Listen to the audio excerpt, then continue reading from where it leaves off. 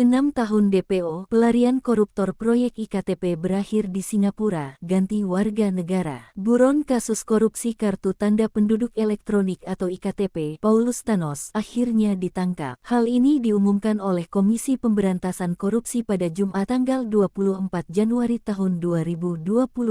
Sejak ditetapkan sebagai tersangka pada tanggal 13 Agustus tahun 2019, Thanos yang merupakan Direktur Utama PT Sandipala Arta Putra mulai sulit dilacak keberadaannya. Dalam laman resmi KPK, namanya masuk daftar pencarian orang sejak tanggal 19 Oktober tahun 2021 dengan dilengkapi nama barunya, Tahian Pochin. Saat itu, tahun 2023, Thanos lolos dari jeratan hukum. Deputi Penindakan dan Eksekusi KPK saat itu, Karyoto, mengatakan Paulus Thanos bisa saja tertangkap di Thailand jika red notice dari Interpol terbit tepat waktu. Adapun red notice merupakan permintaan kepada penegak hukum di seluruh dunia untuk mencari dan sementara menahan seseorang yang menunggu ekstradisi, penyerahan, atau tindakan hukum serupa. KPK terus mengalami kendala dalam membawa Paulus Thanos ke Indonesia karena ia mengubah kewarganegaraannya. Hal itu membuat KPK tidak bisa membawa DPO tersebut pulang meskipun telah tertangkap di Thailand. Pasalnya, red notice Paulus Thanos dengan identitas yang baru belum terbit sehingga KPK terbentur yurisdiksi negara setempat. Dalam kasus ini, perusahaan milik Paulus Thanos, yaitu PT Sandipala Arta Putra, terbukti mendapatkan keuntungan fantastis, yakni 140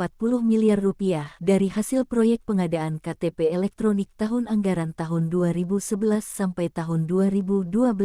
Kini, Thanos sudah tertangkap dan akan segera diboyong ke Indonesia untuk menjalani proses hukum yang ada. Fitroh menyebutkan KPK sedang berkoordinasi untuk melakukan ekstradisi terhadap Paulus Thanos.